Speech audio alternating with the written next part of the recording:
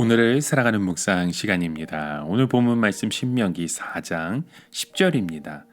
내가 호렙산에서 내 하나님 여호와 앞에 섰던 날에 여호와께서 내게 이르시기를 나에게 백성을 모으라. 내가 그들에게 내 말을 들려주어 그들이 세상 사는 날 동안 나를 경외함을 배우게 하며 그 자녀에게 가르치게 하리라 하시매. 자, 여러분, 우리가 이 신명기를 통해서 보는 이스라엘 백성들의 특징이 있습니다. 이스라엘 백성의 특징이라면 정의로우면서도 복받은 하나님의 백성이라는 거죠. 사실 모든 사람들의 마음속에는 의를 사모하는 마음이 있어서 누구나 정의에 목말라 합니다. 그러나 이스라엘에는 그 정의가 넘쳐 흘렀습니다. 예루살렘에서는 외국인이라 해서 차별당하는 법이 없었고 여인이나 어린이라고 해서 무시당하거나 방거리를 걸어다니다 봉변을 당하는 법이 없었습니다. 사람들이 예루살렘을 한번 방문하고 나면 감탄하는 것이 바로 이 놀라운 정의라는 것입니다. 오늘날 예루살렘은 바로 교회입니다. 교회는 정의가 강물처럼 흘러야 합니다. 그래서 어느 누구도 상처받지 않고 억울한 일 당하지 않고 마음껏 하나님 앞에 나아갈 수 있어야 합니다. 이것이 바로 지상 천국인 것입니다. 이때 하나님께서 우리에게 복을 넘치도록 부어주실 것입니다. 이처럼 하나님의 말씀을 지키는 사람들에게는 하나님의 축복이, 하나님을 가까이 할 수 있는 그 복이 임하는 것입니다. 그러한 복을 이스라엘 민족이 받았습니다. 하나님으로부터 엄청난 은혜와 축복을 받았던 것이죠. 그들은 하나님께서 애굽의 노예에서 해방시키기 위해 행하신 10가지 기적과 바다가 갈라지게 하는 그 기적을 다 체험했습니다. 그리고 시내산에서 하나님의 놀라운 임재를 경험했고 하늘에서 떡 만나와 반석에서 나온 물을 먹고 사는 기적을 체험했습니다. 이스라엘 백성들이 이런 놀라운 은혜를 체험한 데는 하나님의 특별한 뜻이 있었습니다. 그것은 바로 너희들은 다른 민족들과 다르게 살아야 한다는 책임을 주시는 것입니다. 즉 하나님의 은혜와 기적을 체험한 사람들은 그렇지 않은 사람들과 사는 목적이나 원리가 달아야 한다는 것을 요구하셨던 것입니다.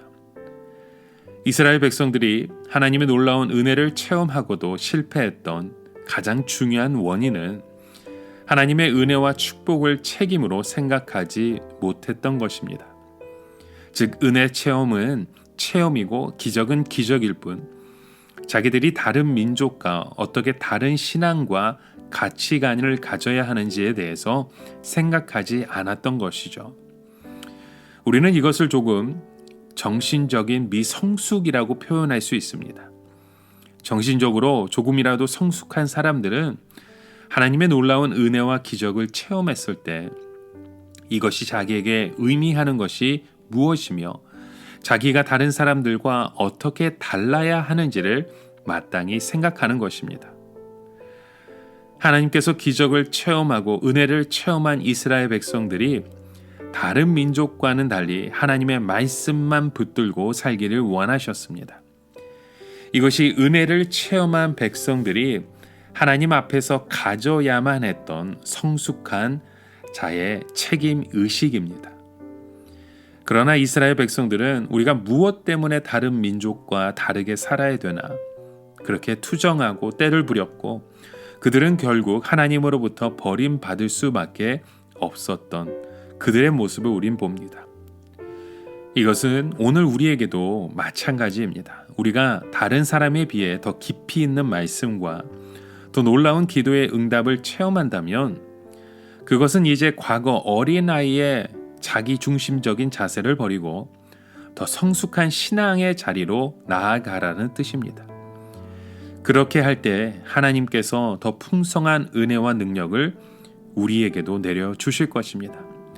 그러나 하나님의 놀라운 말씀과 기도 응답을 체험하고서도 여전히 신앙이 없는 사람들과 똑같은 자세로 욕심을 부리고 때를 쓰고 불평불만을 할 때 우리는 하나님으로부터 버림받을 수밖에 없는 존재입니다.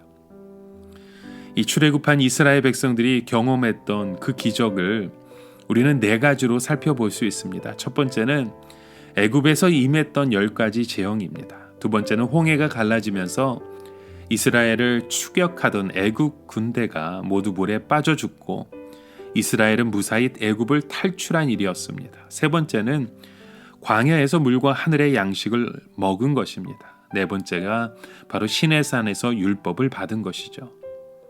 이렇게 이스라엘 백성에게는 이 네 가지 기적은 그 어느 하나도 덜 중요하다고 할 수 없는 것이었습니다.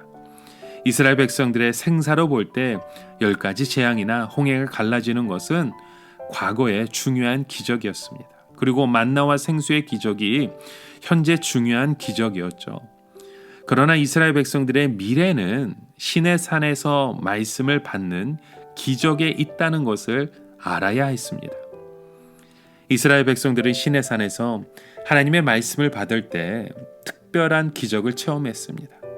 그것이 바로 오늘 본문 10절의 말씀이죠. 내가 호렙산에서 내 하나님 여호와 앞에 섰던 날에 여호와께서 내게 이르시기를 나에게 백성을 모으라 내가 그들에게 내 말을 들려주어 그들이 세상 사는 날 동안 나를 경외함을 배우게 하며 라고 말을 합니다.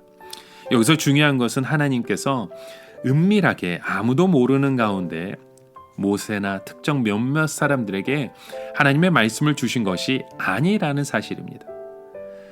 하나님은 그분의 말씀을 이스라엘 백성들이 모였을 때 주셨습니다. 이것은 앞으로 오는 시대에서도 동일하며 하나님의 말씀을 받는 가장 중요한 방법입니다. 하나님께서는 주의 백성들이 모인 가운데 말씀으로 임재하시는 것을 가장 좋아하시며 가장 중요하게 생각하십니다. 왜냐하면 하나님의 백성들은 하나님의 말씀을 담는 그릇이기 때문입니다. 예수님께서도 요한복음 15장 12절에 말씀하죠. 십자가를 지시기 전에 제자들에게 너희도 서로 사랑하라고 말씀하십니다. 사랑으로 하나 될 것을 강조하셨던 것이죠. 왜냐하면 주님의 백성들이 모였을 때 하나님이 우리 가운데 말씀으로 임재하셔서 진리를 가르쳐 주시며 우리의 기도를 들어주시며 우리에게 능력을 부어주시기 때문입니다. 그래서 우리가 말씀을 중심으로 모일 때 우리 가운데 또 다른 전능하신 분이 함께 계신다는 것을 우리는 알게 됩니다. 여러분, 오늘도 하나님의 임재가 우리의 삶의 터전에서 지금 우리의 삶과 순간순간마다 함께 동행하고 인도하시는 줄 믿습니다. 그 하나님을 바라보며 오늘도 힘차게 주님 앞에 나아가 고백하시는 저와 여러분의 하루 되시길 주님의 이름으로 축원합니다. 함께 기도합니다. 하나님 아버지, 오늘도 주의 말씀에 의지하여 주님의 말씀대로 살아가기 원합니다. 우리가 사는 날 동안 하나님을 경외함을 배우게 하여 주시고 또 그 경외함을 우리 자녀들에게도 후손들에게도 끊임없이 가르치고 끊임없이 행할 수 있는 우리의 삶의 고백되게 하여 주시옵소서. 예수 그리스도의 이름으로 기도드립니다. 아멘.